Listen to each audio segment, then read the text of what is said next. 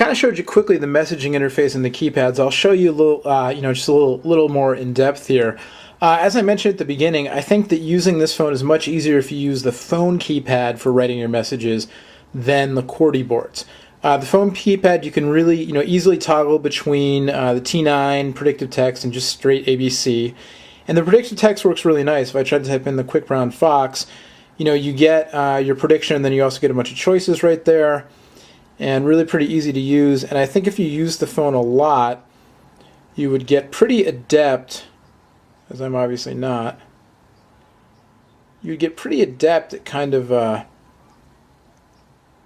scanning between what you're typing and then the available choices to get fast, to get some speed going with your message composition. When I used this phone as my personal phone for several days to test it out,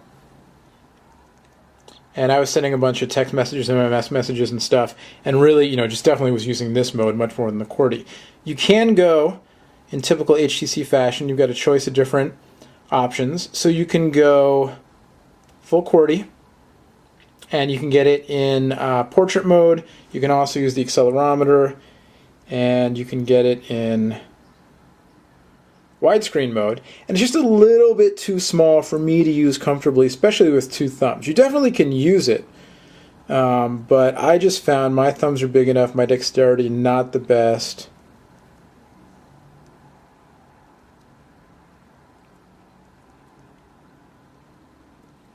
Definitely usable, and especially for writing, entering web URLs. Not too bad. But again, I found for my the way I work that it was easier to do the portrait mode T9 style for entering text. Obviously, there's a stylus that you can use. So the phone isn't necessarily it's very finger friendly. But if you're the kind of person who likes to use a stylus, it's even better. Very easy to use the stylus.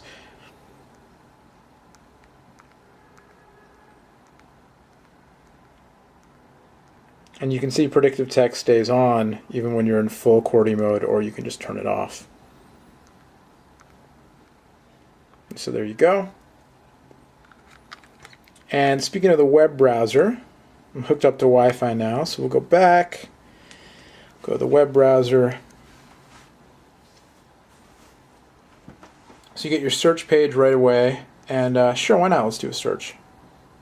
It's Opera Mobile, so we'll search for...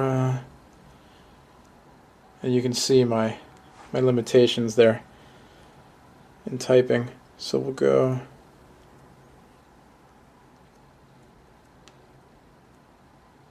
trying to do phone dog. I got funner dog. Let's see what comes up.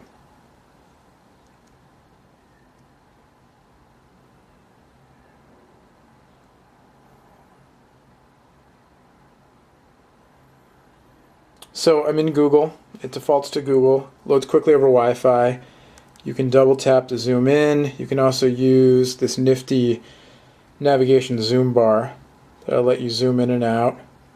Works really well. Very responsive. The redraw not too bad. And go into Phone Dog here. A little bit of trouble sometimes clicking on the icons, especially when with the zooming. Just kind of takes a little bit of getting used to. Again, especially if you're like me and you just refuse to use the stylus, even though it's there. And you can see Opera is great. If you haven't checked out Phone Dog recently, our new kind of slate redesign has been rolling out. Our IT guy's working hard. I think it looks pretty nice. You should definitely check it out. Send us your feedback on the new look. Same Phone Dog, just a little bit, featuring the new stuff a little bit more, a little bit easier to get to, lots of information on the home screen, and we just try to make it a little bit easier for you to get to what you're looking for. So Opera does a pretty good job of rendering the page out.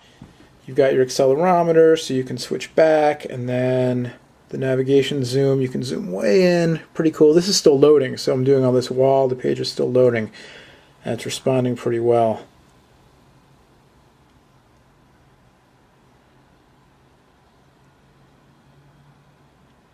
So there you go.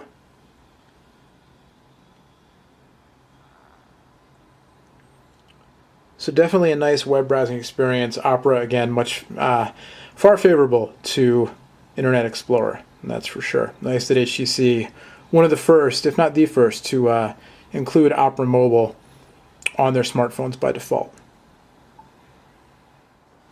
Alright, so once again, I think HTC has just done a bang-up job of making Windows Mobile more useful, easier to use, and more powerful with their TouchFlow 3D interface, now the version 2 of the TouchFlow 3D, which will be available on the Touch Diamond 2, which you see here, and also the Touch Pro 2, which is, a similar phone with a sliding screen that tilts up and then a full QWERTY board underneath, a little more advanced speakerphone features, that kind of stuff. But the Touch Diamond 2, I think, just a really nice device if you like Windows Mobile or you need to use Windows Mobile and you don't want a full QWERTY board. For a resistive touchscreen, works really well. 5-megapixel camera on the back with autofocus. Works quite well. I would say average to above average for a cell phone camera. And the 5 megapixels, obviously, megapixels aren't everything, but it's nice to see the count going up a little bit. Wi-Fi works great. Battery life was pretty good. I wish it had a 3.5mm headphone jack, but for the audience that it's targeted at, that should just be standard at this point, but a lot of the people who are going to use this phone won't really necessarily mind. They'll use Bluetooth or stereo Bluetooth if, they want to use headset, or they'll just use the adapter that comes with it. It's more of a business device than a consumer multimedia device. But the screen looks great. The navigation bar is good.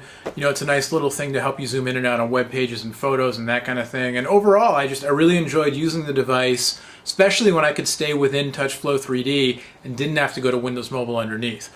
Again, it ships with Windows Mobile 6.1. It's ready for Windows Mobile 6.5 whenever it's officially released. And, it makes me excited to see what HTC is going to do with some customized Android phones. You might have seen some videos. John had a video up of a leaked supposed build of an HTC skin for Android coming out in the Hero phone. But overall, thumbs up for the Touch Diamond 2. Again, when I saw this at Mobile World Congress in Barcelona a couple months ago, I was really psyched for the Touch Pro 2. And I got to play with the Touch Pro 2 that wasn't quite ready, not a full production run, so it wasn't ready to be reviewed. But if you don't mind the larger size, the hardware is terrific, and the QWERTY board is just excellent on it. So if it was me, I would go with Touch Pro 2 instead. But the Diamond, definitely if you like using the T9 style text input, really nice phone, very slim, nice upgrade, worthy successor to the original Touch Diamond. All right, so there you go. Thumbs up for the phone, thumbs down still for Windows Mobile. But that being said, HTC, this is one of the better, if not the best, all-touch Windows Mobile devices on the market, in my opinion. There you go. Looking forward to finding out when this and the Touch Pro 2 will be coming to US carriers. In the meantime, the unlocked version just starting to ship. Pretty penny, going to run you, I don't know, $500-600 at least, getting it through one of those online retailers. Much more on the Touch Diamond 2, all the new phones, the HTCs, everything else, over on PhoneDog.com, so check it out. Till next time, I'm Noah. Thanks for watching. Again, thanks to the good folks at HTC for loaning us the Touch Diamond 2 so we could bring it to you as soon as possible. Till next time, we'll see you later. Bye-bye.